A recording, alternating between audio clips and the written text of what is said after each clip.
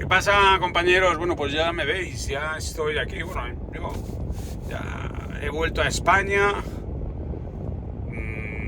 después de un viaje de 12 días espectacular por el Cáucaso. Desde luego, Georgia. Mira, la verdad es que merece un comentario porque me ha parecido un país fantástico. Igual que Rumanía, me parece un gran país y, hombre, es más asequible en el sentido de que está más cerca, pero son sitios donde todavía puedes actuar con libertad, donde no te están tocando las narices todo el tiempo y donde la gente es todavía muy pura, muy hospitalaria, muy franca. Entonces, ¿qué es lo que es la experiencia que yo me llevo? Primero, los países pequeños con montañas son siempre países muy atractivos para montar en moto. Entonces, cuando encuentras una gran cordillera montañosa, porque las cordilleras son lo que es, primero, son los territorios menos poblados. La gente se concentra, históricamente se ha concentrado en los llanos fértiles, y los montañeses han sido siempre una minoría peculiar, siempre distinta, menos gente y gente, digamos, más recia. Después, las montañas albergan una gran naturaleza, son más difíciles primero, son más difíciles de domesticar y después no se pueden cultivar. Cuando la pendiente tiene mucha inclinación, no se puede cultivar las laderas. Entonces, lo único que puedes hacer es construir bancales. Esos bancales se han construido en algunos territorios dotándoles de una geografía particular, por ejemplo, los bancales de las Arribes del Duero, los bancales de Portugal, de la denominación de origen Douro, ¿no? Cuando haces la Nacional 222 lo ves, ¿no? Estos bancales que se han puesto llenos de viñas para ir aprovechando las laderas y poder cultivar en ellos. Entonces, esos son paisajes muy característicos, pero eso requieren que sean no montañas muy altas, sino colinas. Y después en las montañas, en las cordilleras montañosas, en lo que consideramos una cordillera, no se pueden construir bancales. Primero porque las pendientes son muy pronunciadas y después porque a medida que asciendes en altitud el suelo es improductivo.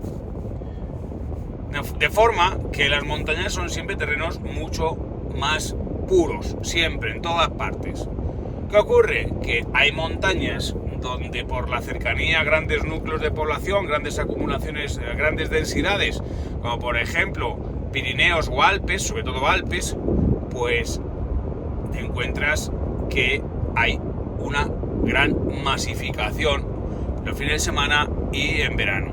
¿Por qué? Porque mucha gente de todos los países circundantes van a disfrutar a la montaña. Es como ocurre en la Sierra de Guadarrama en Madrid los fines de semana. Te vas a cualquier pueblo de la sierra, está petado. Te vas entre semana y a lo mejor hay menos gente, pero ya hay mucha gente, porque ya hay gente que vive allí permanentemente. ¿Qué le ocurre a las montañas? Las montañas tienen un problema de comunicación. La montaña supone siempre un obstáculo. Es decir, el ser humano se ha encontrado con distintos obstáculos en sus desplazamientos. Es decir, el ser humano ha sido siempre nómada, siempre ha sido nómadas. Lo único que estamos domesticados y sedentarizados desde hace 10.000 años, cuando llevamos como Homo sapiens más de 150.000 años sobre la Tierra, y los neandertales estuvieron 300.000 años. Es decir, la especie humana ha vivido muchísimo más tiempo nómada que sedentario. Entonces nos hemos desplazado. ¿Qué ocurría cuando el ser humano encontraba obstáculos? Los obstáculos naturales son los ríos, que hay que vadearlos, los desiertos, que hay que cruzarlos a puro huevo, y las montañas. Y las montañas presentan enormes dificultades de desplazamiento que para el motorista se convierten en ventajas, porque el motorista, lo que le resulta aburrido son las grandes llanuras. Se avanza rápido, pero son más aburridas, ¿no? Lo que pasa es que, bueno, hay llanuras que son interesantes por cuanto el territorio que estás recorriendo. Bien, si tú te recorres el desierto del Sáhara, te recorres el desierto del Kizilkum entre Kazajistán y Uzbekistán, te recorres el Gobi o el Kalahari, Atacama, pues hombre, ahí lo interesante no son las curvas, lo interesante es los territorios donde estás, y eso es lo que los hace divertidos, pero no dejan de ser muchas horas de conducción en llano. ¿Qué ocurre con las montañas? Y por eso son interesantes las montañas. Las montañas, ya lo he explicado en muchos documentales, solamente se pueden recorrer de tres maneras. Nosotros pensemos en la distribución habitual de las montañas en la zona euroasiática y africana, que son orientaciones este a oeste. Como consecuencia del choque de las placas tectónicas de norte a sur, se produce un encrespamiento de la corteza terrestre y da lugar a cordilleras de este a este, Atlas, Alpes, Pirineos, Cáucaso. Sin embargo, en América se producen de forma distinta. La placa asiática y la placa americana chocaron de este a oeste y por tanto el encrespamiento es norte-sur. Las montañas rocosas y los Andes son norte y sur, es decir, recorren como una espina dorsal todo el continente. Pero sea así, sea norte-sur o este-oeste, las montañas siempre se recorren de la misma forma. Tú, una montaña, solamente puedes acceder a los pasos de montaña, que son el engarce entre montañas más bajo, es decir, cuando se busca un puerto o un paso. Esto vemos los famosos pasos, ¿no? ¿Eso qué es? El momento en que, digamos, dos crestas se unen en una parte más baja. Entonces, es ahí donde tienes que... Porque el ser humano no es gilipollas. El ser humano, cuando veía la montaña, decía, por ahí está más bajo, entonces vamos a ir para allá. ¿Cómo lo hacía eso? Pues entonces se va construyendo un camino alrededor, o sea, que suba la ladera como una escalera. Es decir, el típico tornanti del Stelvio. Eso que dice tanta gente de el Stelvio de Asturias, el Stelvio de Mallorca, el Stelvio de Almería. Esa es una forma, bueno, a mí, en mi opinión, muy simplista de referirse a estas carreteras que van surperando la ladera en busca del paso por el sistema de, como no puedo subir la ladera hacia arriba, porque la inclinación es brutal, entonces lo que hago es, voy pegado a la ladera hasta el momento que se me acaba la ladera y entonces giro, hago un cambio de sentido y me vuelvo y voy subiendo la ladera poco a poco. Cuando esos caminos de cabras se van ampliando, se van convirtiendo en carreteras secundarias y cuando ya se hacen muy grandes son ya las autopistas que suben las laderas. Hombre, ¿qué es lo que hace el ser humano cuando ya construye una autopista? Lo que hace es meter una máquina taladradora y atraviesa la montaña. Y entonces ya hace un túnel. Pero bueno, nosotros estamos con estas carreteras que ascienden. Y ya lo he dicho ya en el programa, cuando recorro el Stelvio, que eso del Stelvio de tal, eso es una tontería. Porque no es el Stelvio, lo que hace el Stelvio no son las curvas, porque curvas de esas hay un montón de sitios. Lo que hace el Stelvio único es el paraje donde está, que es el Parque Nacional del Stelvio. Es decir, es estar en los Alpes, es estar en los Alpes italianos, es estar en el Subtirol, es estar allí rodeado de una naturaleza brutal que no existe en otra parte, porque no son los Alpes. Eso es lo importante del Stelvio, no las curvas. Las curvas son un coñazo, o sea, están bien para la foto, pero lo que es importante del Stelvio es el sitio donde está. Por eso eso del Stelvio de tal, hombre, hay una carretera revirada en Almería, Sacalobra, en Mallorca, en fin, bueno, pues carreteras reviradas de esas hay en muchas partes. Aquí en Guadalajara está la conocida como muralla china.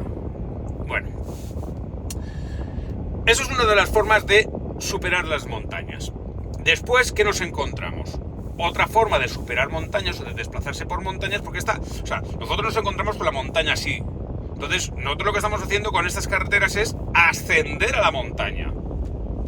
Lo que nosotros no podemos desplazarnos es a lo largo de la cordillera. Eso es complicadísimo. Es decir, tú tienes la cordillera, no hay un camino que vaya uniendo las cumbres. O sea, eso es complicadísimo. Entonces, todas las montañas se superan de esa forma. Y después, ¿cómo es la forma más fácil que ha encontrado el ser humano de desplazarse en las montañas? Utilizando los cauces fluviales, los valles. Es decir, a lo largo de miles de años, el agua busca siempre el desagüe, el agua siempre busca la salida, bien sea por deshielo, cuando nieva en las montañas. Tienes que saber que cada 100 metros de altitud desciende 0,65 grados, es decir, cuando subes en altitud desciende la temperatura. Por eso las montañas, incluso en los climas cálidos, cuando nos encontramos con por ejemplo, bosques boreales, es decir, con bosque de tipo taiga, de pinos, coníferas, incluso en Marruecos, ¿no? Bueno, pues la nieve se acumula en las montañas, pero también en las montañas llueve mucho, sobre todo en la ladera norte. La ladera norte es la más fría en el hemisferio norte, en el hemisferio sur es justo al revés. ¿Por qué? Porque es la ladera de Solana, es donde al sur le da el sol, es lo que se llama como Solana. Bien, estamos en el hemisferio norte, ¿no? Entonces, ¿qué ocurre? Que dependiendo de dónde esté la ladera, pues le llegan unos vientos u otros. Entonces hay una cosa que se llama efecto Foehn, también lo he explicado muchas veces. El efecto Foehn es que el viento, por ejemplo, en los vientos alisios, ¿no? O los vientos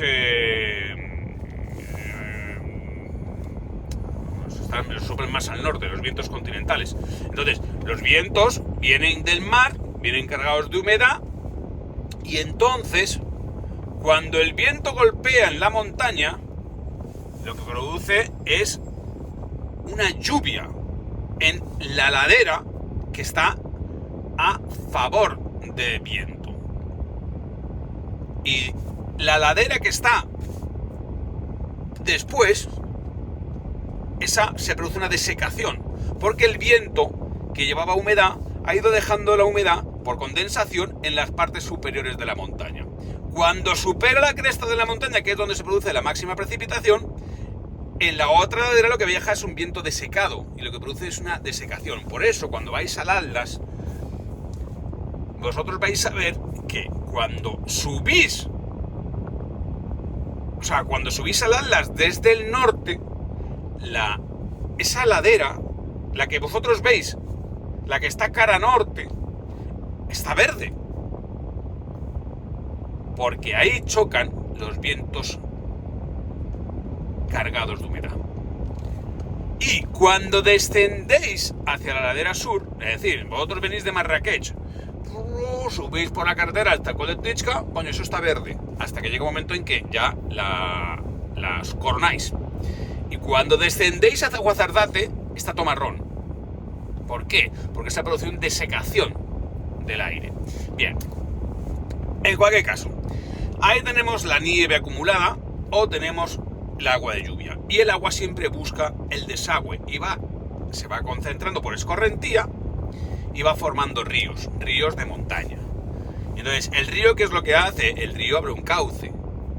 Ese cauce tiene unas orillas, unas riberas. Y además, normalmente ese cauce, como se han ido produciendo alteraciones del nivel del agua a lo largo de los milenios, pues por las glaciaciones, y el agua ha ido subiendo y bajando de nivel, nosotros nos vamos a encontrar que en todas las zonas de montaña donde hay ríos, lo que se producen son terrazas fluviales, es decir, se producen escalonamientos.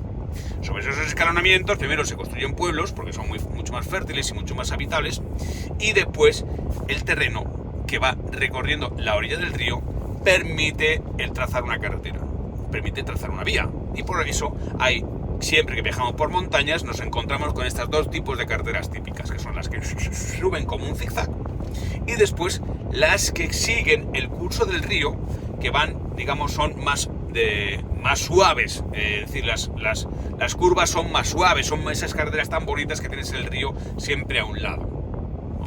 Eso es la típica carretera de montaña. Y después nos encontramos con la tercera de las posibles carreteras en montaña. Ya os he dicho que no se puede cruzar o recorrer una montaña,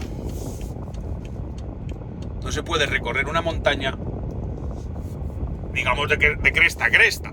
Es decir, si tenemos una cordillera montañosa, esa cordillera montañosa lo que no nos impide es que vayamos digamos uniendo crestas, porque las carreteras no pueden hacer eso. ¿Qué es lo que ocurre muchas veces? Que existen los altiplanos.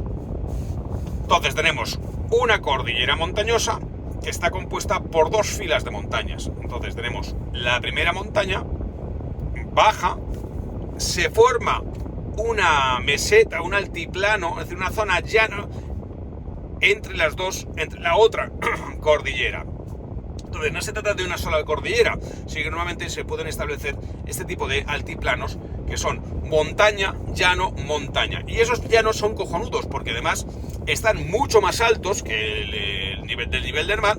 Entonces tú puedes encontrarte con las cimas de las montañas prácticamente a la altura de tus ojos. Eso ocurre, por ejemplo, en Apamir, cuando tú vas recorriendo una zona llana y tienes montañas a los lados. O te pasa, por ejemplo, en el típico altiplano de Perú o de Bolivia. Entonces es lo que se conoce como la puna, que como está a esa altitud no crecen árboles, está muy alto, y lo que se produce es esta vegetación, digamos, herbácea, de matorral,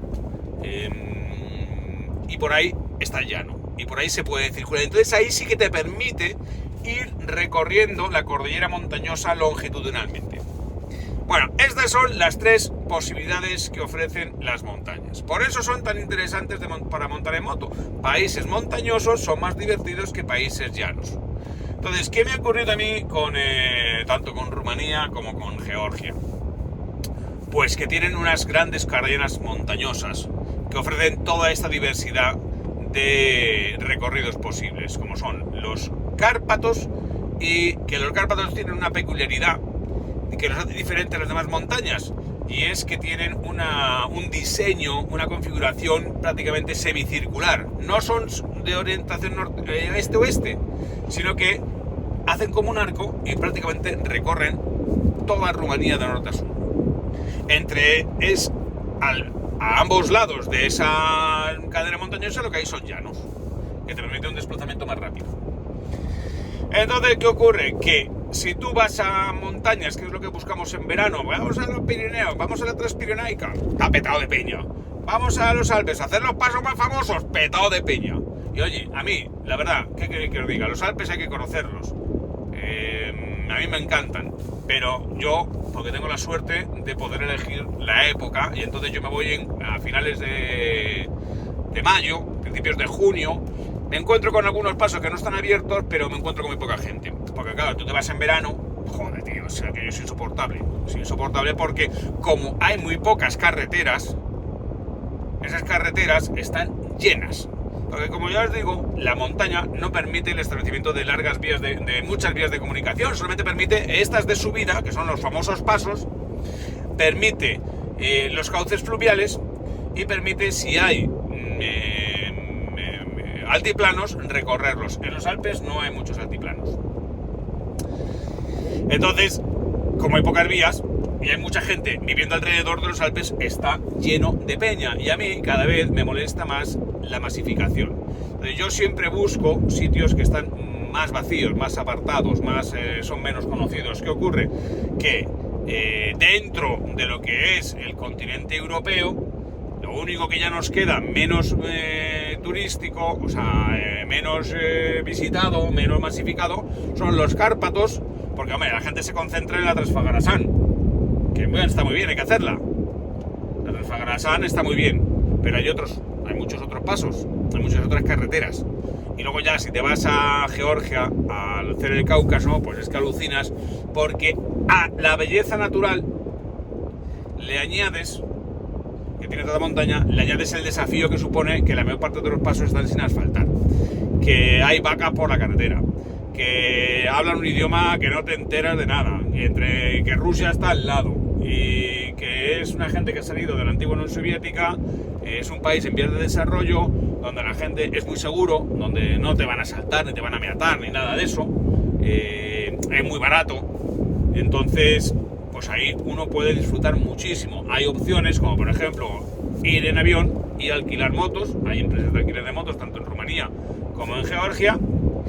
Yo recomiendo pues la de Mihai Canta en Rumanía y Mototravel de Tbilisi, Mototravel Kutaisi en Georgia, y entonces esa es la forma más sencilla de ir. Vas en avión, hay vuelos directos con España, es fácil y barato, y si no, pues entonces te vas en tu propia moto, que también es un viaje del copón, mucho más lejos en Georgia que en Rumanía, y te pegas un viaje extraordinario. Entonces, bueno, yo la verdad lo he pasado extraordinariamente bien. O sea, me ha gustado mucho Georgia porque yo había estado en Georgia por lo menos ya 5 veces antes, siempre como país de paso para irme hacia Asia Central o para volver de Asia Central. La primera vez que yo conocí Georgia fue cuando había escrito el libro, o sea, estaba en el viaje de que conté en La emoción del nómada, era mi primera vez en Asia Central, y yo simplemente me encontré Georgia como país que estaba de camino para volver desde Kazajistán hasta Europa. Entonces pasé por allí y fue cuando descubrí ese país y tal. Bueno, después hice el viaje de nómada en Samarcanda, me llevé la BMW en el año 2013 que sacó nueva la LC, la de refrigeración líquida. Entonces pasé por Georgia a la ida y a la vuelta, porque era administrativamente y burocráticamente era no hay falta de visado, era el camino más fácil. Ahora ya no se puede porque Azerbaiyán tiene las fronteras cerradas. Cuando hice Operación Ararat volví a pasar por Georgia. Para entrar en Armenia tuve que pasar por Georgia porque con Turquía tiene la frontera cerrada. Y después pues ahora. Y entonces, ¿qué pasa? Que esta vez, como no he ido a Georgia como vía de paso para ir a otro país, a Azerbaiyán o a Armenia, entonces no me he centrado en las partes de bajas, porque todo el país es montañoso, pero claro, no es lo mismo las partes, digamos, del sur. Las vías de comunicación principales que te llevan a la capital, Tbilisi, y después de ahí a Bakú, la capital de Azerbaiyán, o Tbilisi, Ereván, la capital de Armenia, sino que me he ido hacia el norte, hacia el Cáucaso, hacia la frontera con Rusia. Y la verdad, he alucinado tanto al centrarme en ese país, me ha gustado tanto, lo he conocido mejor, que aparte que me va a salir un programa cojonudo para nomadatv.es, es que pienso regresar. Ahora mismo tengo allí la gorda y bueno, pues mi plan es volver a por ella en cuanto consiga otros días libres para seguir haciendo el recorrido por Asia Central. Venga, os dejo, que me llaman.